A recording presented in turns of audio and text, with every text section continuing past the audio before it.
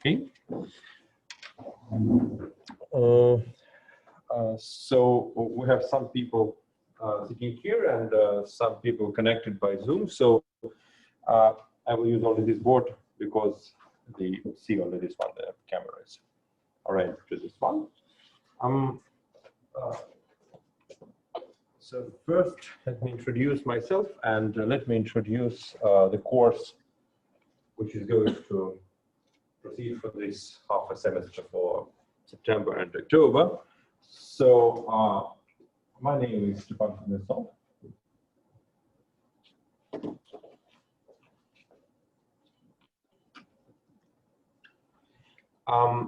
And I will also share the link to my homepage where you will see some of the materials connected to the course. So it's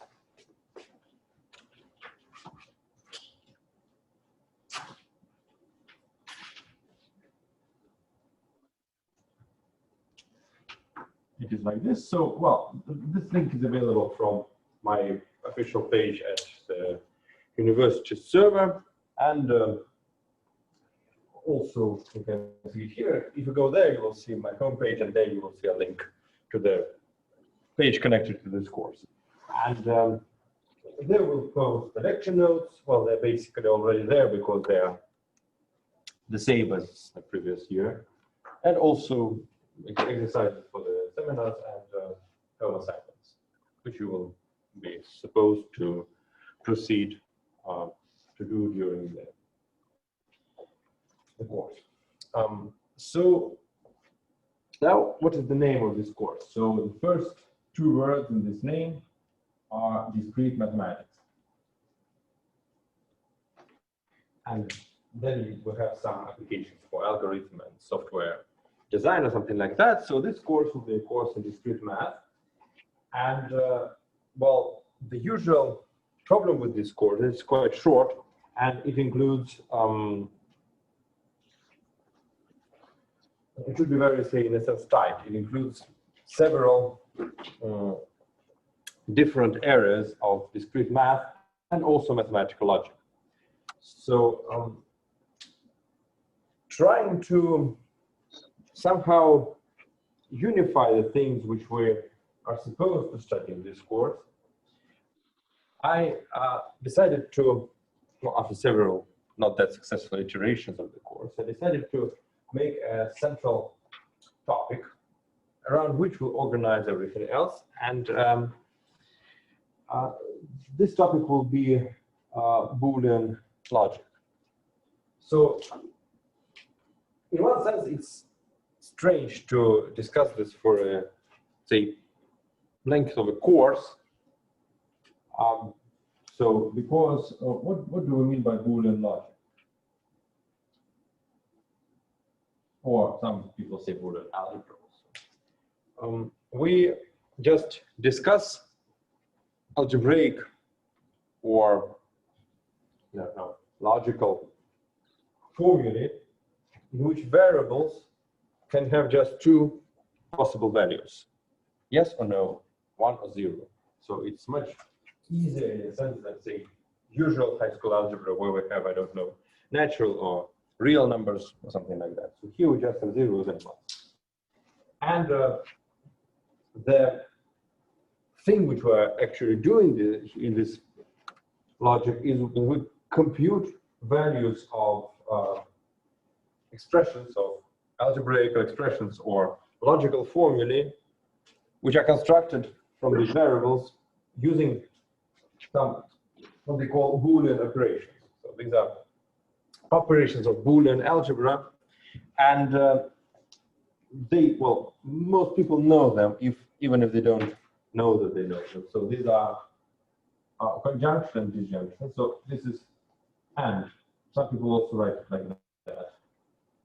So this is or. There is something more interesting. Say there is implication. A implies B. There is negation. This is a unitary operation that just takes one variable and one expression and negates, and maybe something else.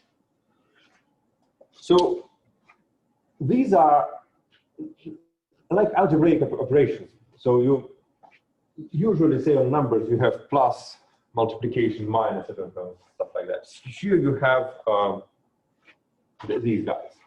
But the difference is that the area, the domain where you have your values is finite. It's actually just two elements, 0 and 1. And therefore, it's easy to define operations there because you just have to enumerate all possibilities. For example, you have, say, you want to compute a conjunction B. You just say, okay, what are the possible values for A and B? So here are, they can be both 0, they can be 0 and 1, they can be 1, 0, and they can be 1, 1. For each combination, you have just to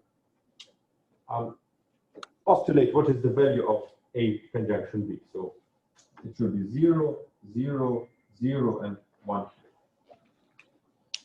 So you just define your function or your operation just as a table. And this table is called truth table.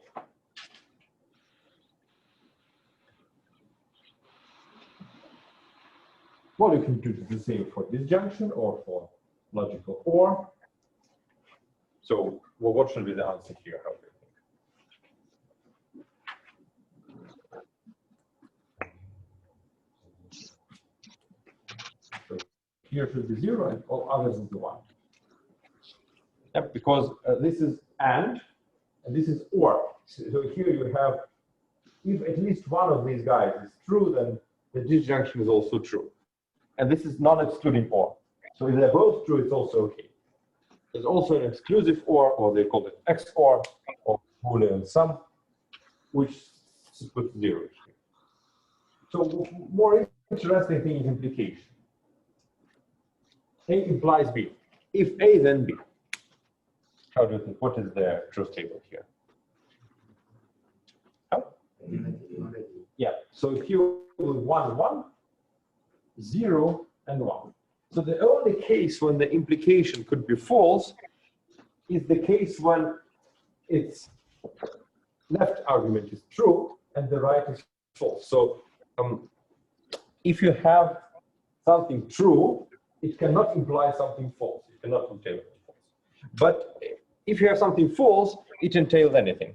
So if you have a false presupposition, you can derive anything. So this is the principle which is called ex falso, or ex falso quod libet in Latin. That means that from falsity you can derive anything. So in classical logic, this is a valid principle. Maybe from some, say, natural language point of view, it sounds counterintuitive. If you formulate something false, then you can derive anything. But this is how it's formally defined. Well, since everything is finite, then actually there is not so much freedom in defining this stuff. So, for example, these are binary operations on Boolean values. So here you have 1 and 2. So you have 2 arguments. How many such operations could you potentially define? So how many two-valued Boolean operations, Boolean operations are there in the world? 16, yeah. Because here you have 4 possible combinations. And for each combination, you have either 0 or 1. And it just easy combinatorics. So you have to multiply 2 by itself 4 times. So the total number will be 2 to the power of 4, which is 16. So for unary operations, you actually have only 4 variants. And the only interesting unary operation is negation. So if you have A, it could be either 0 or 1, then not A is going to be 1 and 0. All other unary operations are trivial. So you have just constant 0, constant 1, and you have just the argument itself. So just identity function. Here you also have something trivial. For example, you can just take A and ignore B and just return A. This will be a binary operation in a sense, but it's not interesting. You can just return 0 always, for example. You can do that. You can return B. You can return not A, just again ignoring B. So the number of possible Boolean functions or Boolean operations is always finite. And some people can ask, well, what is the interest in studying that? So you can just always, look at the truth tables and actually compute anything. And okay, there are people who want to join. Huh?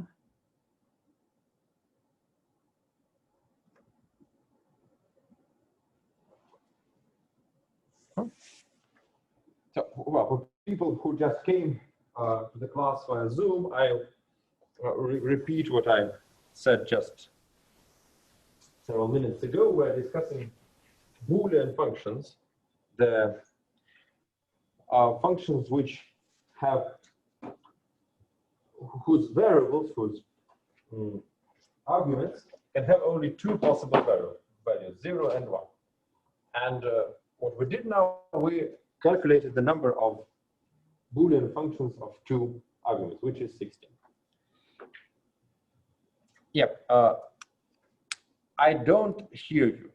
Unfortunately, here I don't have a speaker. So therefore, if you want to ask a question via Zoom, please ask it in the chat. Well, this strange technical problem.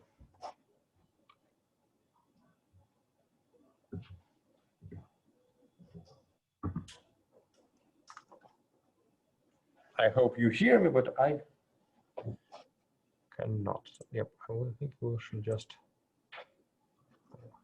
Okay. So, what is the interest in studying this? Actually, the thing we're going to discuss, and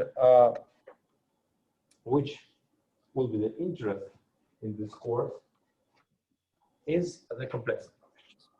So, for example, the typical question we can ask about a Boolean formula. So, let me just give some quick example. So,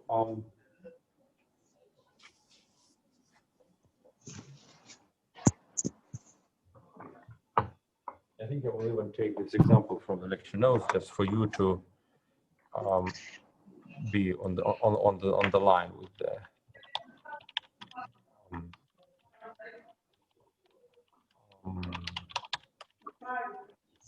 the written text. So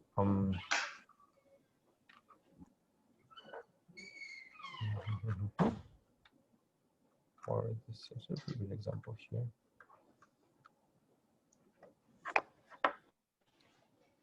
Yeah, for example, something like that. So you have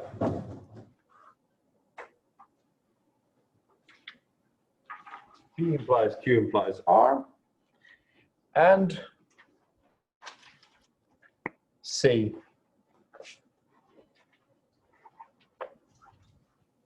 P or not Q or R. So this is a typical example of a Boolean formula. So formally speaking, the definition of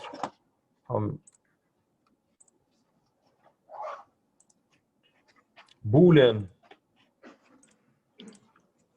formulae is as follows. So you start with variables, and you use these operations. So from some, for example, we can just take only these ones. You use them to construct more complex formulae. The formal definition is recursive. So let me put it just somewhere here. So first, so this is Boolean formula.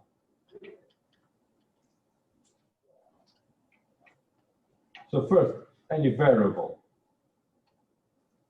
is a formula. I say that the set of variables is a subset of the set of formula.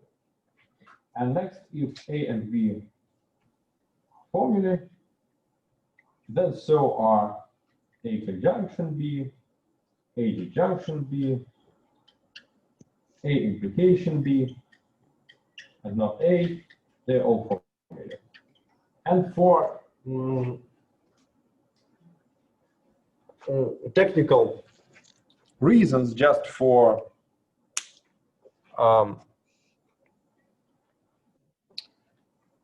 to make some of the reasoning easier, we'll also add the constants. So the constants will be false and true. So this is interpreted as 0 always. This is always 1. So you can say that these are some special sort of variables which have their own designated values, which are always the same. False is always false and true is always true. And you can construct formulae from that. So here we have brackets. Of course, when we write formulae, really we can omit some of them. For example, here we omitted the big pair of brackets around the whole formula. We can always do it if it doesn't make any confusion. So for example, here it's important to put these brackets, because if we don't do this, you will get something like that. And we don't know whether it is this or maybe it is this. And they're different. You can write the truth table and you will see that these are, they have different interpretations. But for example, if I write something like this, I can omit the brackets because this operation is associative. You can put brackets in any way in order to give the same interpretation. Formally speaking, the formula is different. It has different, say, parsing tree or syntax, but semantically, its interpretation is the same. So this is the formal definition of Boolean formula, and each Boolean formula represents a Boolean function. So for each formula, you can say that these are the arguments, and if you substitute values, zeros and ones, you can compute the truth value of the formula as a whole. But usually, we can view this not as just Boolean functions, just some like algebraic expressions which represent functions, but we usually view these formulae as representations for logical statements. So these P, Q, R, etc., they are considered as some statements of the world, some what they call propositions, some expressions which, so for example, you can say that this means that, I don't know, Volga River flows into Caspian Sea. And this means that, I don't know, 2 + 2 = 4. And this means that 2 + 2 = 5. So then this clause will be false because this is true, this is true, this is false, this implication is false, this implication is false, and here you have a conjunction. So if you have one false conjunct, then the whole conjunction will also fall. So they represent some logical statements. And what questions can you ask about these formulae? You have variables. You cannot say that a formula is true or false because you don't know the value. So if you don't know that, what does P mean and what does Q mean and what does R mean, you cannot say whether it's true or false. The truth depends on the values. But there are some quantification of this. There are some notions which say that these are globally, in a sense, true or false, and there are two dual notions.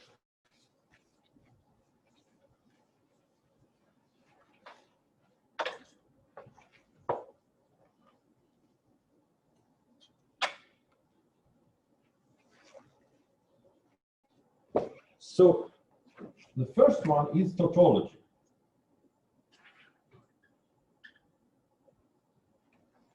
Tautology means always true.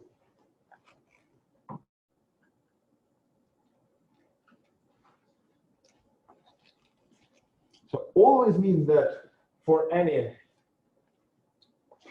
values for variables, you will have true.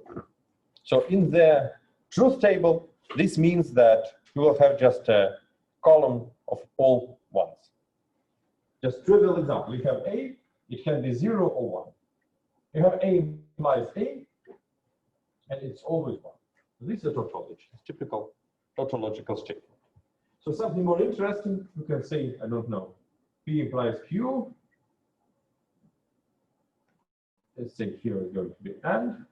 Q implies R. This stuff implies P implies R. This is also always true. But here you have 3 variables. So checking this truth by definition could be quite tedious. So what do you have to do? You will have to check 8 possibilities. And for each of them, you will have to compute this and show that it is 1. But on the other hand, from just common sense, we understand that this is always true. So this is what we are going to discuss through this course, that on one hand, you have a formal definition, which always gives you the answer whether a given formula is a tautology, whether it is a logical truth. On the other hand, if you have many variables, so if you have n variables, you will have to perform 2 to the power of n tests in order to understand whether the formula is a tautology. And the question is whether you can do better, whether you can do it faster, in a sense, by analyzing the formula somehow or doing something like that. So today I won't give an answer. And actually, the formal answer is we don't know. So why 2 to the power of n is bad? Well, this is exponentially growing. So if n grows, say, somehow, then 2 to the power of n grows very quickly. So for example, you have, if n equals 10, then 2 to the power of n is already more than 100. If n is 1,000, more than 1,000. If n is 1,000, then 2 to the power of n is astronomical. And so if you have, say, 100 or 1,000 variables, it's okay in applications. You can see such stuff in practice. But on the other side, trying to compute this will break any sort of computing equipment you can have. So this is exponential growth, and we want to sort of minimize it to this. So that's why some more sophisticated analysis of these Boolean formulae and their think whether they are tautological or not and stuff like that, this is quite interesting. So actually in this course, for some technical reasons, we'll consider the dual notion. So formula which is a tautology, it's also called generally true. And a dual is satisfiable.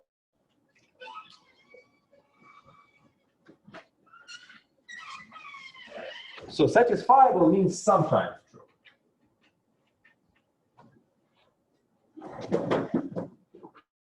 So a formula is called satisfiable if you can give such values to the variables that it will become true. So that means that there is at least one value 1 in its truth table. So for example, say we'll remove this one and write something else here. So we'll have to say P implies Q and Q implies P. So this formula is not a tautology, of course, because you can make, say, this false. You can just make P true and Q false. But is this formula satisfiable, however? Yes. Yeah, it is satisfiable because you can just make everything 1. Then this will be 1, and this will be 1. Or you can make both of them 0. Okay, and let's see something like that. P implies Q, and Q implies not P. What about that?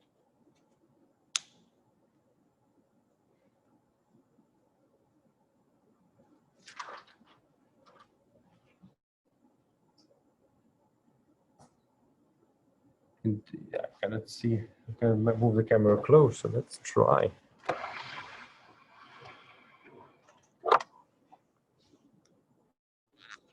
Oh. So I'm afraid that this is the best I can do. Some people asked me to move the camera closer, but the camera is on the monitor. I cannot just move it freely. Okay, so is this satisfiable? P implies Q and Q implies not P. Yes, and what are the values? Zeros, yeah. So if you take here 0, here 0, here it is 0, so 0 will give you 1, and it's okay. 0 implies 0 and 0 implies 1. Actually, 0 implies anything. But of course, you can think about a non-satisfiable formula. The non-satisfiable formula is something like, I don't know, what is the most trivial example of it? A and not A. A and not A. Well, it's an easy one. You can just take the false constant. But say, not so trivial, A and not A. So this is not satisfiable. This is contradiction.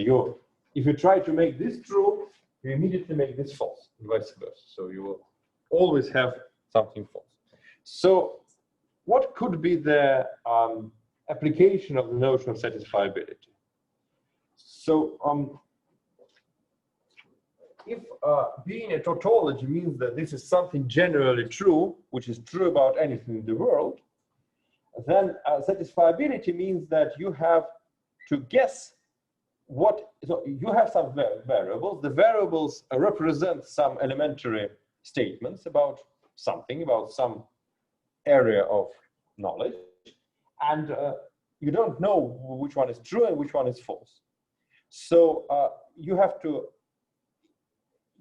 understand whether there exists a non-contradictive model in which the statement, the whole formula becomes true. And if so, you can find what they call a satisfying assignment. So here the satisfying assignment, for example, is P equals Q equals 0. So the satisfying assignment is the assignment of Boolean values of zeros and ones to variables, which makes the formula true. And how can this be applied? For example, the usual application, well, it's not application of Boolean logic itself, it's actually an application of extensions of Boolean logic with so-called model operators. But just for example, it is knowledge bases which are used, I don't know, for example, in medicine. So you have variables which represent, for example, some diseases of a person or some states of something which you can measure of that guy's health. And the formula includes some medical knowledge that if you have this, this, and this, probably you have influenza. If you have this, this, and this, you don't, I don't know, have cavities or something like that. So if this formula is satisfiable, this means that there is a satisfying assignment, and from this satisfying assignment, you can read the values of these variables, and if you're lucky, you can just somehow get the diagnosis from that. You can get what is the real problem. So of course, this could be problematic because there could be many satisfying assignments, and then you don't know the correct answer, or the formula could be not satisfiable. This means that we ran into contradiction, and we don't have any state of the world which satisfies this formula. Okay. So these two notions are different. So being the tautology is stronger than being satisfiable, and you can be satisfiable but not be a tautology. It's normal. All tautologies are satisfiable, but they are not interesting examples of satisfiable formula. But these notions are dual in the following sense. So, okay, if you have a formula, for example, a formula we call it A, which is a tautology. what can you say about the negation of A?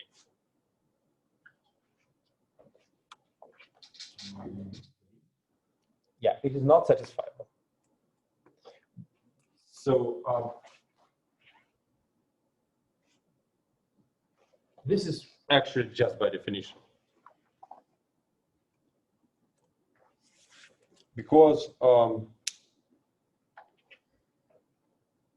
if you have a tautology, then this formula has all ones in its truth table. So we flip it. If we negate the formula, we'll get all zeros. And this means that it is not satisfiable. It's never true. So this is always true. The negation is never true. Dually, if a formula is satisfiable, then its negation is not a tautology.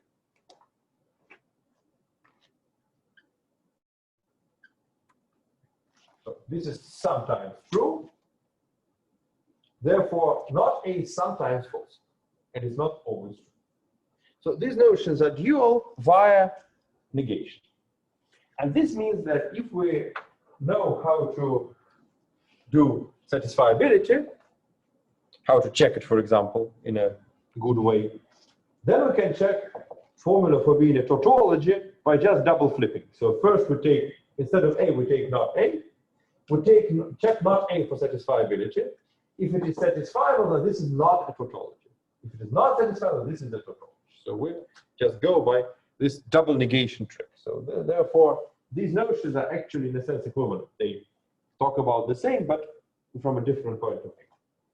And we're going to discuss this just for technical reason, and also to make this course a bit more specific. So you will, as usually we start with this master's program, people come from different places where they did their bachelor degree, and many of you, I believe, learned some logic somehow. And usually in logic courses, we talk about being tautological, about being provable and stuff like that. So here we are talking about a dual notion.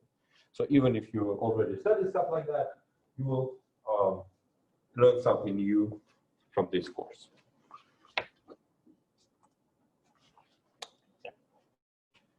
So this is about the introductory part of the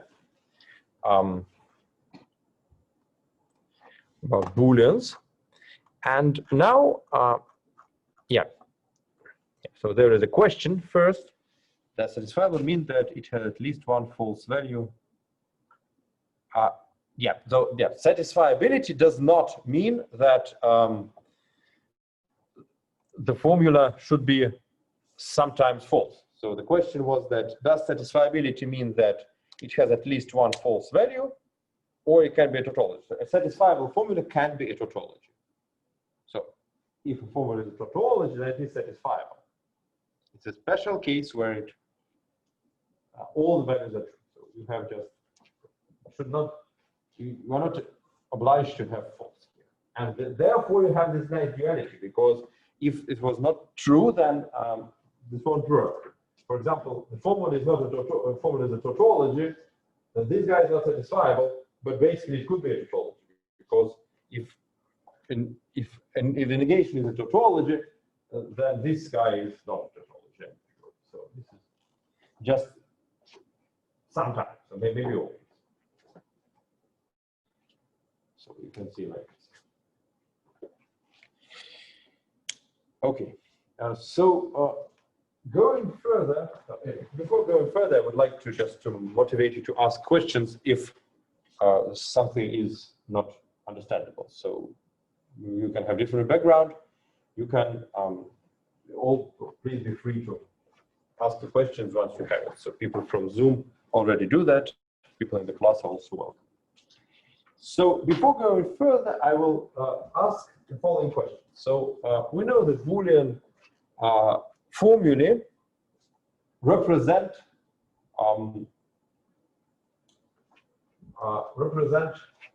Boolean functions.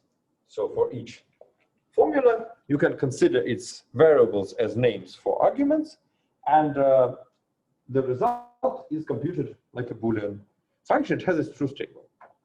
So the question is whether the opposite happens. So whether if you are given a Boolean function just by truth table, can you always construct a formula which represents this function? How do you think?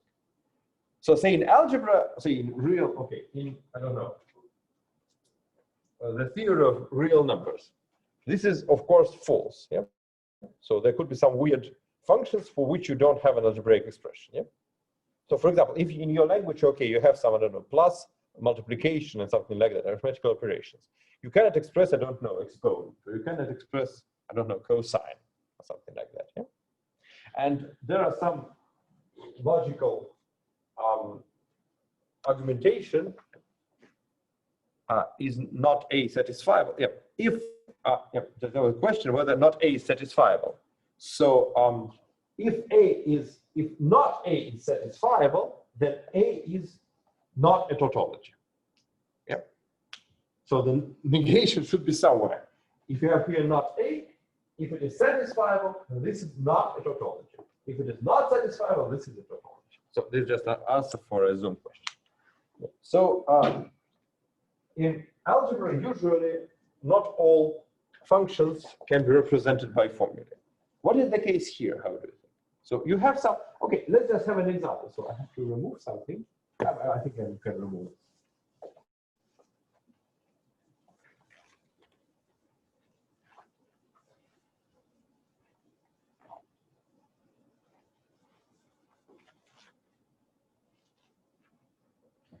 So some easy example. I know PQR,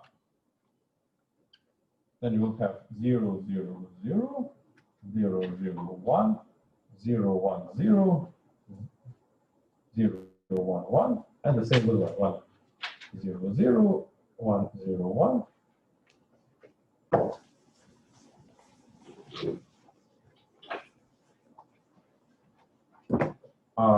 1, 1, 0, 1, 1, 1. So this is the all 8 possible assignments, and you will have something, I don't know, I'll call it F. And I will say something like, so here I'll put 1, here 0, 0, here also 1, 1, 0, 0. These are some arbitrary truth table. Does there exist a formula which gives this function, whose function has the following truth table? How do you think? Yes. Yeah. How can you construct it? It's called conjective normal form or something. Oh. I mean, you just take any row that is. I mean, it's easy to write and explain for me in English. Можно на русском? Yeah, you can see it speak in Russian, but I will just translate it for the Zooms. Ну, в общем, там для любого ряда, который будет единицей, берутся переменные, которые входят в него, и если они равны нулю, то они отрицаются, по-моему, и все это, ну, дисъюнкция объединяется, это одна скобка, и потом... Yeah, и потом все остальное. Да. Okay, so then we'll translate it to English. It's absolutely the correct answer. So here there is a standard recipe for obtaining this formula, and what you said is called disjunctive normal form. So we'll also speak about the conjunctive one. It's going to be dual. So this is called disjunctive normal form, or DN. How to construct such a formula? So you just take all the rows in which you have 1. So here I have 3. Okay, so 1, 2, and 3. Actually, I intentionally wrote a truth table where there are many zeros and not so many ones, just for the formula to be more compact. In the DNF, the idea is as follows. So you just, okay, what does it mean for F to be true? F is true if we are in one of these 3 cases. Yeah? So here you can say that this formula is F1, this is F2, and this is F3. So F1 should be 1 only in this situation. F2 here and F3 here. So F1, F is the disjunction of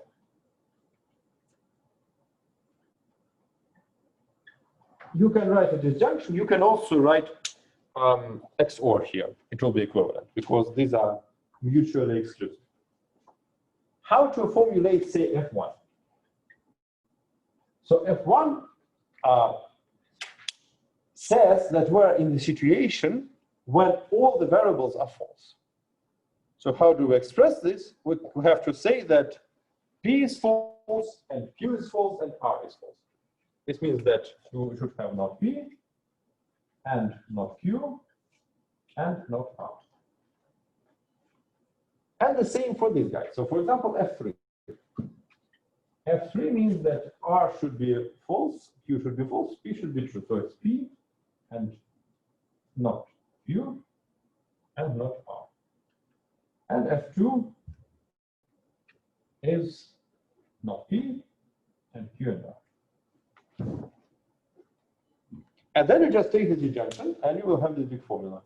So it's not P and not Q and not R.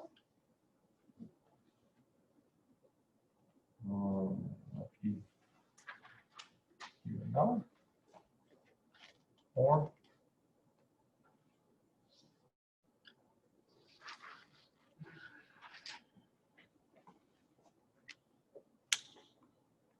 so this is a formula in disjunctive normal form. This is called sometimes perfect or complete DNF because here you, in each clause, you will have all the variables. So in general, the notion of DNF is more elaborate. You can have clauses in which you have not all the variables. So another example, for example, let this be F, and you will have another which is called G. So for G, we'll take this 1, 0, 0, 1, and here we'll have all the ones. So for G, you can have, you can do the same, and for each line where you have 1, you can write a specific clause, as you suggested, and this will be the perfect DNF. But you can do it easier, and you can notice that if P is 1, then you are already true. So you can just start with being P, or, and now you have just two clauses, not P and not Q and not R, or not P and Q and R. And moreover, you can remove not P from these clauses, because if P is false, then these are going to be true. You say if not P and not Q and not R. But if P happens to be true, then the whole formula is already true by this. So this is equivalent to P or not Q and not R, or Q and R. So this is a disjunctive normal form. So formally speaking, the disjunctive normal form is a formula which is a big, just some mnemonics. So the DNF is a disjunction of conjunctions. So it is a big disjunction, and each element of this disjunction is a conjunction. And inside this conjunction, you are allowed only to use variables or their negations. So these are what they call elementary conjunctions, which are conjunctions of variables or their negations. By the way, variables and their negations are called literals. So a literal is this, or maybe this. So it's sometimes they write like that. Just for being short, it's the same. So negation can be written as a bar or bar. Usually variable, but you can always also make a big formula in the long line above it, which also means negation. It's just another notation. So conjunctions of literals are elementary conjunctions, and the disjunction of elementary conjunctions is the disjunctive normal form. So they call it a normal form, but as I said, you can have several equivalent DNFs for one formula. So there is the perfect DNF like this, which in each clause or in each elementary. So yeah, this is literal. This is called clause or elementary conjunction. In a perfect DNF, in each clause, you have all variables, either by themselves or negated. In an arbitrary DNF, you can omit them and make it shorter. So there is a notion of minimal DNF, a DNF which includes the minimal possible number of clauses or whatever, literals or something like that. So this is a DNF. Using a DNF, you can prove that any Boolean function can be represented as a Boolean formula. And also for DNFs, so what is easy for DNF? Checking that a DNF is a tautology is usually hard. How can you check that it is a tautology? Well, nothing better than just writing down the truth table doesn't come to mind, yeah? But there is another question. How does one check that a DNF is satisfiable? How does it? So you are given a DNF.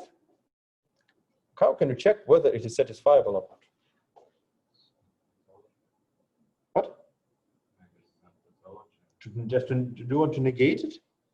Or if you will negate it, you will give a big negation on top, and it will stop being a DNF.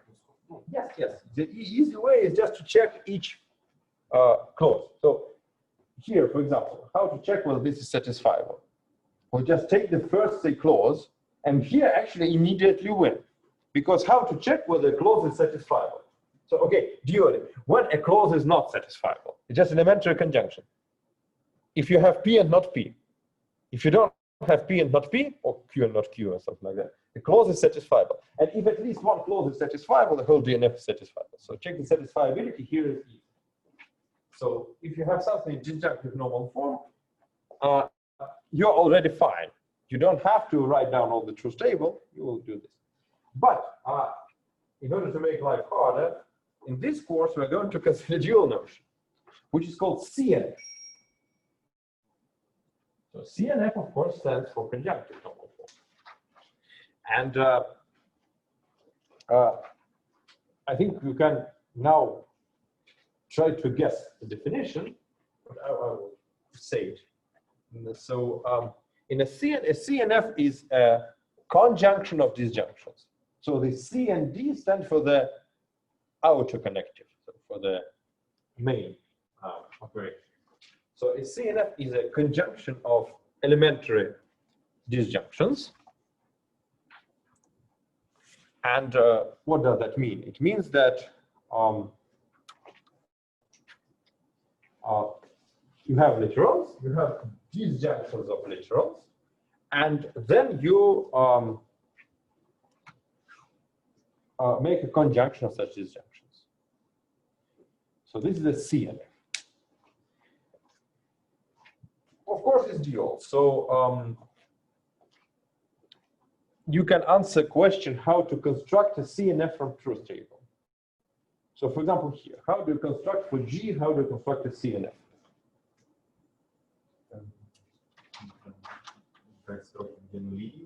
Yeah, dual. You have to find the rows where you have zeros.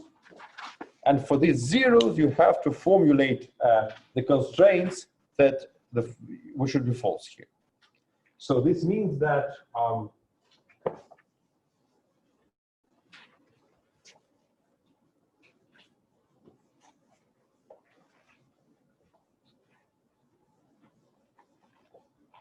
so how to become false here?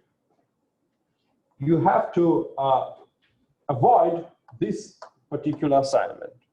To avoid it, you either have to P to be true, false, or to be true, or Q to be true, or R to be false. So you have to be P, or Q, or not R. So using this clause, so yeah, elementary conjunctions are also called clauses, the CNF clause. Using this clause, you avoid being here. So this clause says that you are not in this situation. So here should be 0. Then here should also be 0, therefore we put conjunction. And you also avoid this. It's going to be P, or not Q, or R.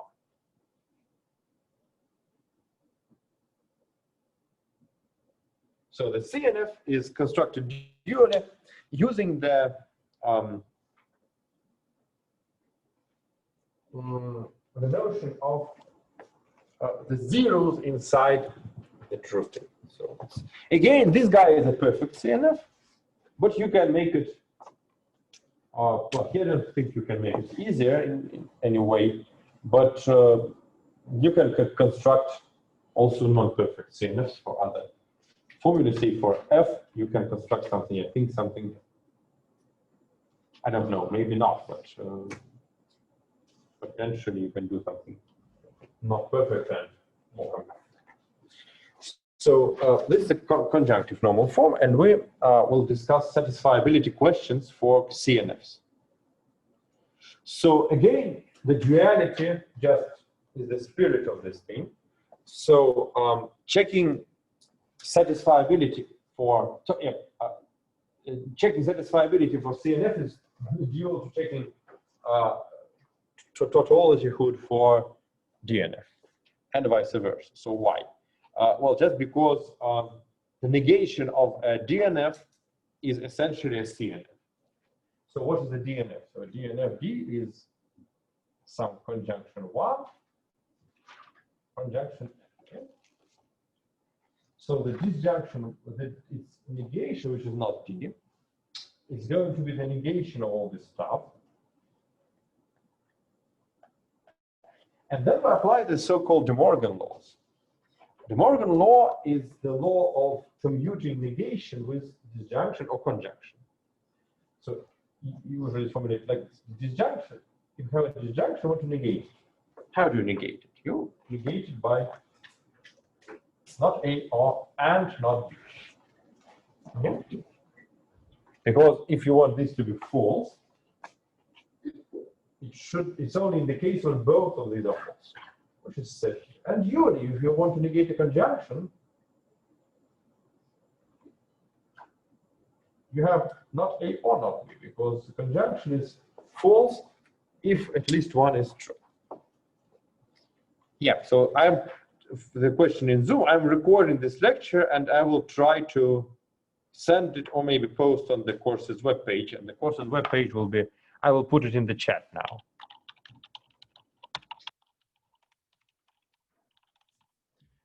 I think that's right. So, unfortunately, this is just for, I will put it for.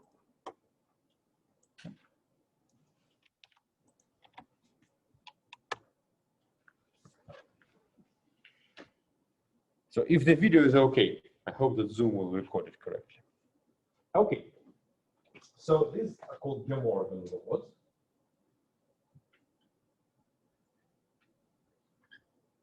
And using the Demorgan law, you can equivalently, so I write this for equivalence. It's not the same formula, but it has the same truth table.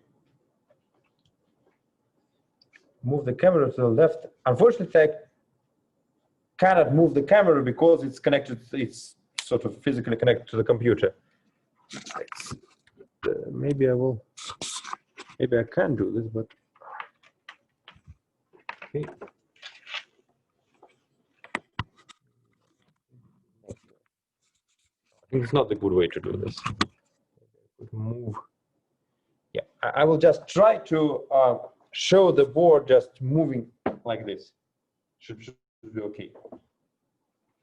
First I'm writing and then I will just show this. So here you replace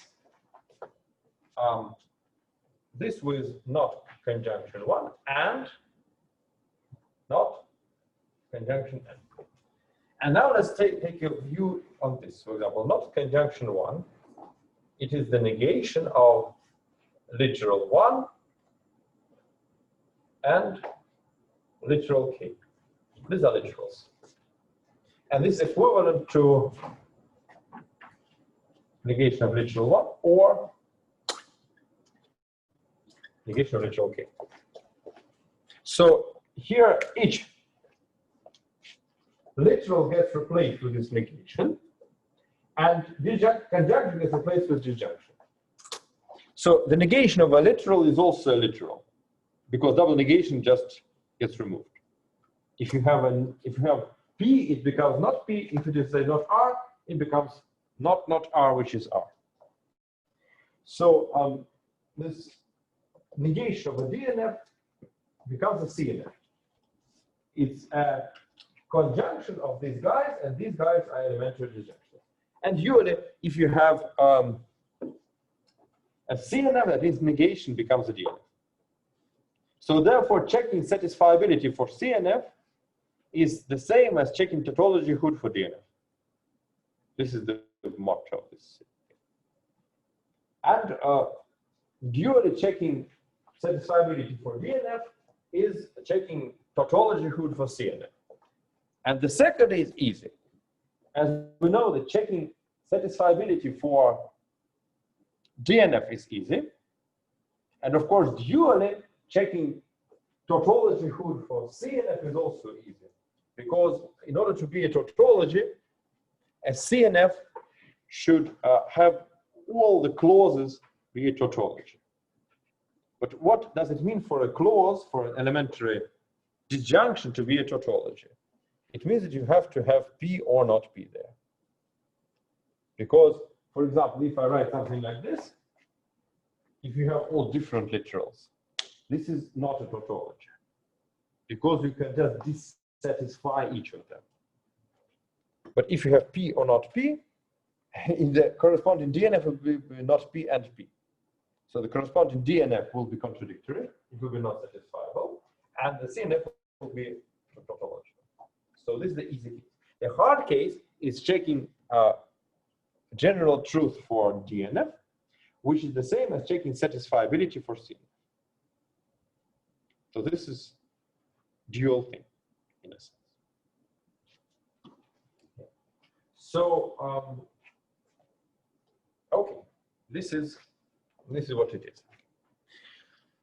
So,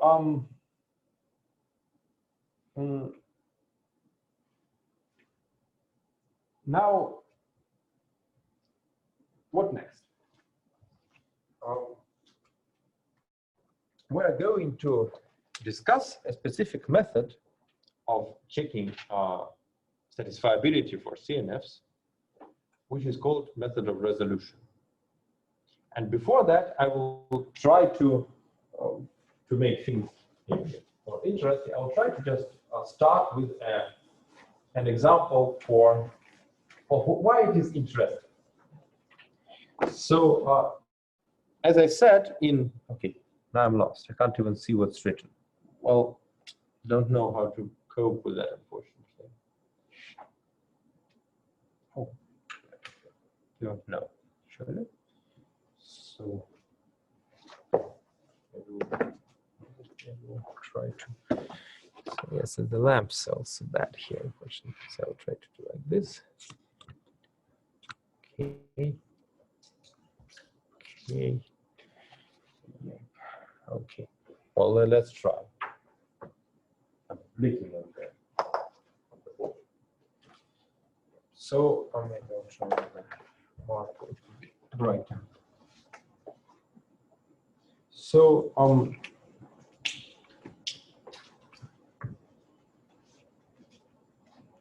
as I said, the example of applications for satisfiability question is what they call knowledge databases. So in the knowledge database, you will have some maybe short and these clauses which represent some axiomatic stuff. And in order to satisfy it, you have to satisfy everything in your knowledge base. So this means that it will be a big conjunction, all elements will be disjunctions.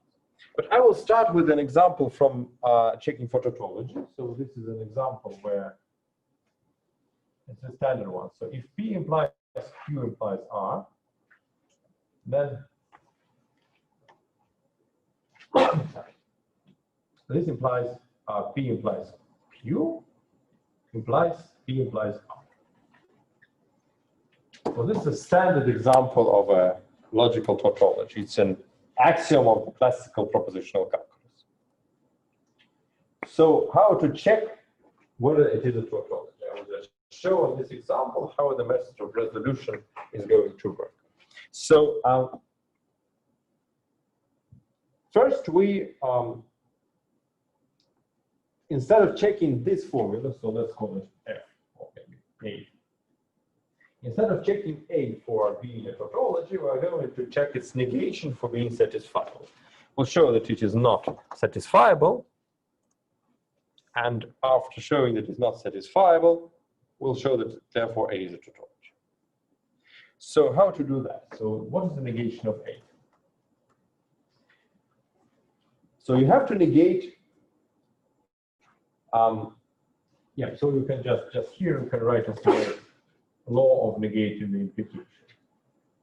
You have to negate, let's see here. Let's write this off with A. In order to negate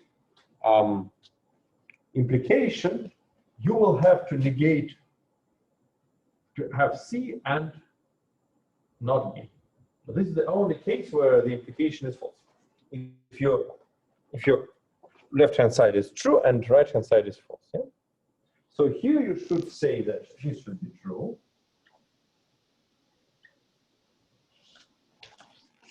And next, you will have to make this false. So next, you will have that this should be true.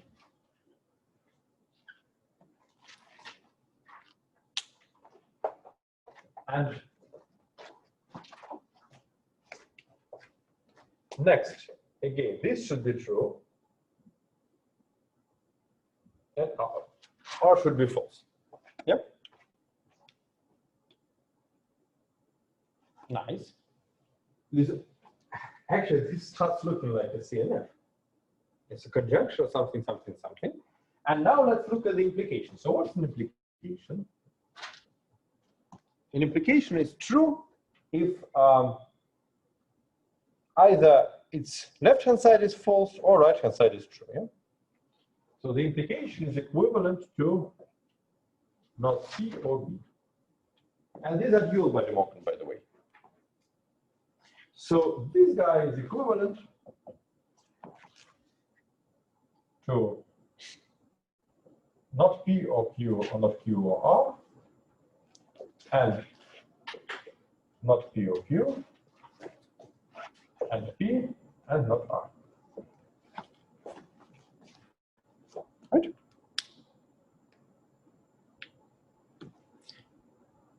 Yep, suppose we'll treat the right part of the board.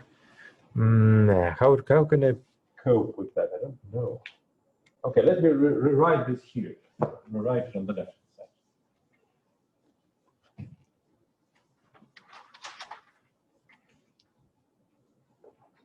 So I'll rewrite it like this. So I have the following formula. Not A, which is equivalent to, so A is P implies Q implies R implies P implies Q implies P implies R. And you can check, well, for the zoomers, you can easily check that the negation of A is equivalent to the form following CNF, not P or not Q or R, and not P or Q, and P and not R. And now we're going to check this for satisfiability. The writing tool, yeah, I should do this.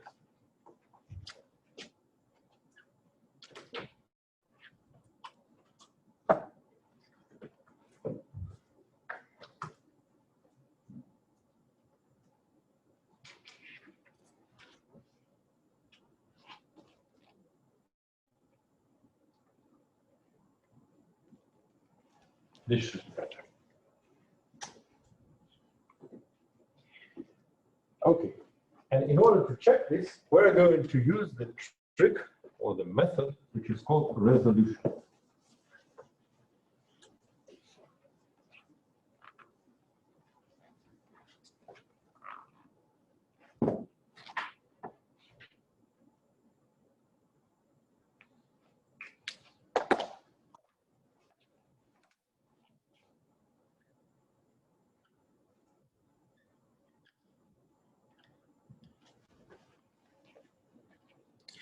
So resolution is a rule of inference. It's a rule of modifying and augmenting the set of clauses.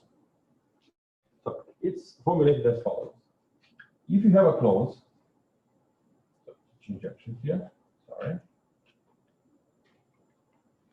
which includes a negated literal, and you have another clause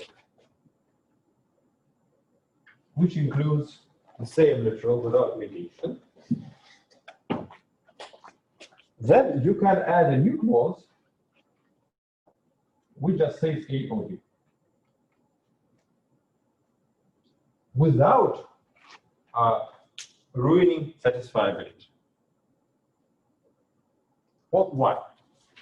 Suppose you have a satisfying assignment which satisfies both these guys. So these are two clauses in a big CNF. So you satisfy this and you satisfy this. So in this satisfying assignment, you have to assign a value to P. And you have two cases. So suppose P is true. So P equals 1. This means that not P is false. And in order to satisfy this, you have to satisfy A. Yep. This is the principal moment here. So you have to satisfy this disjunction. You cannot satisfy this, so you satisfy this. So in the case where P is true, you will have to satisfy A. And therefore you satisfy the disjunction A or B. And usually if you have P equals 0, so it's false, then you have to satisfy it. Because if this cannot be satisfied, you have to satisfy it. So in both cases, you will have that A or B is true. So this means that if you have a big CNF, in your CNF you have several clauses like this, you can perform resolution and add this new clause, and this new clause will not alter your satisfiability. So of course, if you add clauses, you cannot make a non-satisfiable CNF satisfiable, because if you couldn't satisfy a smaller set of clauses, you couldn't satisfy a bigger one. But also as shown here, if you apply resolution, you get a new clause, and this clause will be still satisfiable by the same satisfying assignment. So when you apply resolution rules, you do not modify satisfiability of your CNF. Well, then you can ask, why should we do that? What is the reason of adding these new clauses if they don't have any extra information? So let's see this example. So here we have 4 clauses. And for example, here you see that this is P, and here is not P here. Therefore, you can do resolution between this and this, and between this and this. Yeah. So you can do not Q. For example, you can do not Q or R. You have performed resolution between this clause and this clause just by removing P, not P from here. Now, what we're going to have is that here you have not Q, and here you have Q. And performing resolution gives you not P or R.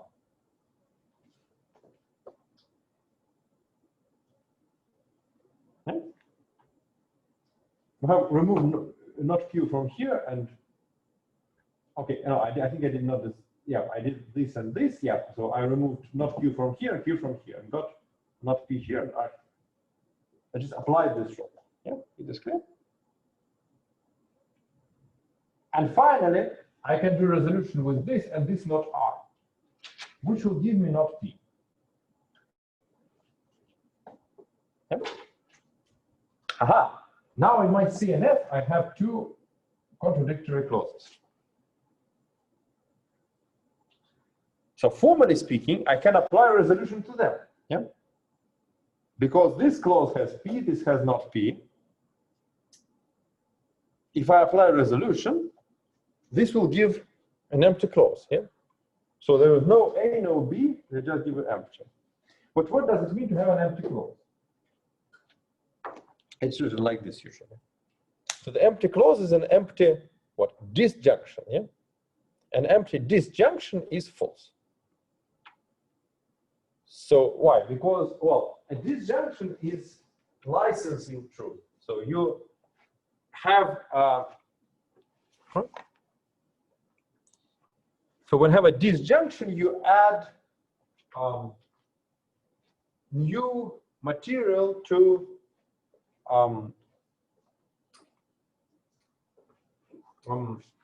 when you have a disjunction, you add new truth in a sense. So you say, okay, when can my formula be true? When I add this, or this is true, or this is true, or this is true. So if my disjunction is empty, then there is no possibility for it being true.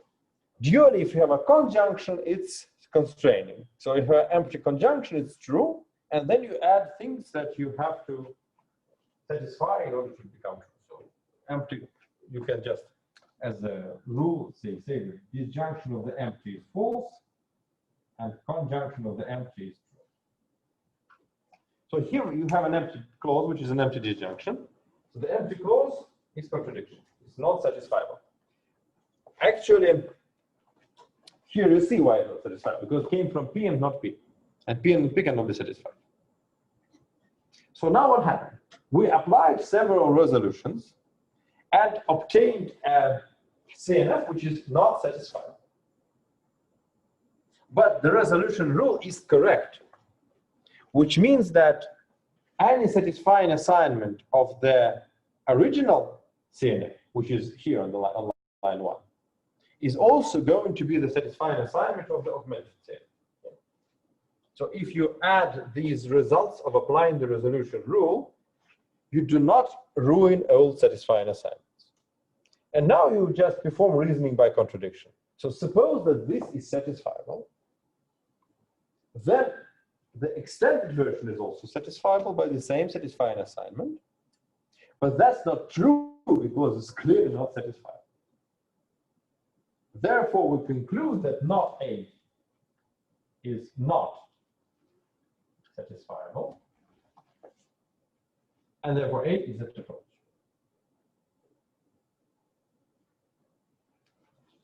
So in a sense, this application of resolution method is a logical proof of this original formula A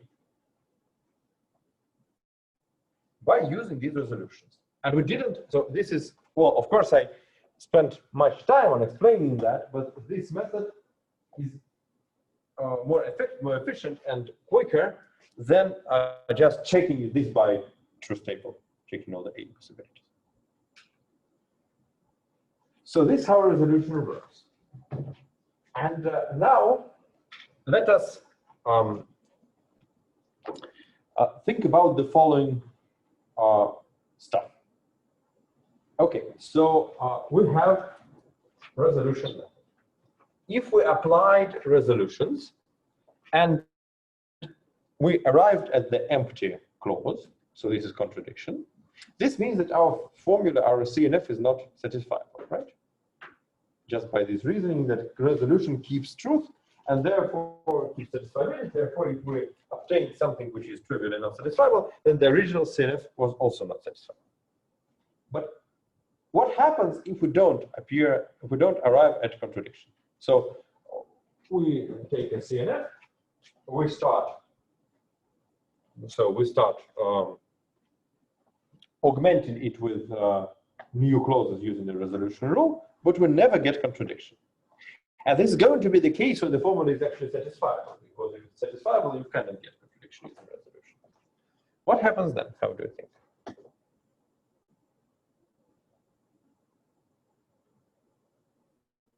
Actually, applying resolution is a finite process because there is only a finite number of possible clauses. So in each, I just wanted to make a small, say, thing about the literals. So if you have two copies of the same literal in a disjunction, you can just leave one. Sometimes it happens. For example, I want to resolve, say, P and Q and not R, and I resolve it against, I don't know, not P and Q. Oh no, it should be OR. Should be OR, should be OR. Here I see just P and S and R, or S, sorry, or R. So I resolve these two guys. What am I going to have? Formally speaking, I have two copies of P. I have P here and P here. But you can just make one. P or Q or S. This is the first thing. And the second possible thing, if you have not P here, then you should also add it here.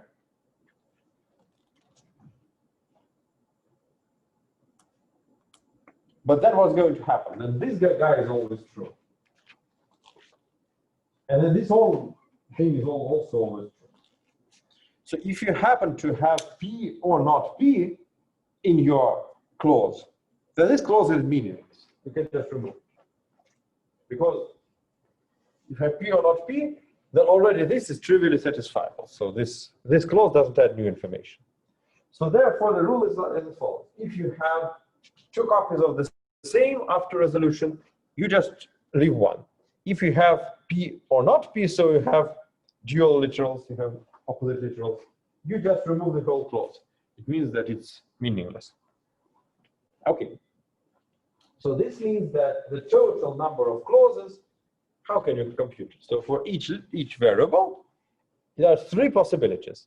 You either include the variable itself, P, or you include not P, or you don't include it. You don't. So the CNF is not always perfect. Sometimes in a clause you don't have P and you don't have not P. So therefore the total, so the maximal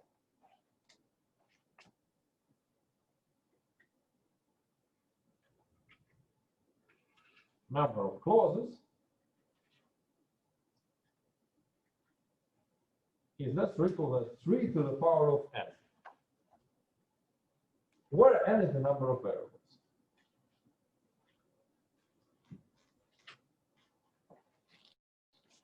The maximum possible number of clauses, which is actually the generally possible number of clauses, which you can imagine, including the empty one. And when you perform resolution, if you perform these many steps, then you have to stop. You cannot invent any new clause after that. Just anything you can obtain by further proceeding by resolution will be something which you already have in your CNF. And suppose that you didn't arrive at contradiction, you didn't arrive at the empty clause. What happens then? In this situation, we want to conclude that the CNF is satisfied. Yeah? So we did all the, so this is called saturation or exhaustive resolution. So you performed all the possible resolutions and didn't arrive at contradiction. In this case, we wish to say that, okay, in this case, we say that our formula is satisfiable. But nevertheless, this is actually true, but this requires specific theorem to reason. So it's not trivial, and it's called completeness theorem. And this is the theorem we're going to prove next time. So theorem is that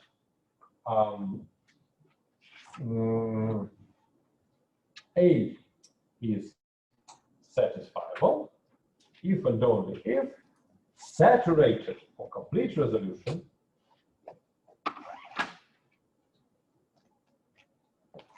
does not give the empty clause, does not give contradiction. So we have, sorry, I think so it's 5 minutes after the class, but I think we started a bit later. But that's because just the clock on the computer was misleading. It's 5 minutes before the real time. So, so then we have to stop on that. This is all for today's class. So now for the, so I think here I will, at least I will stop the recording now.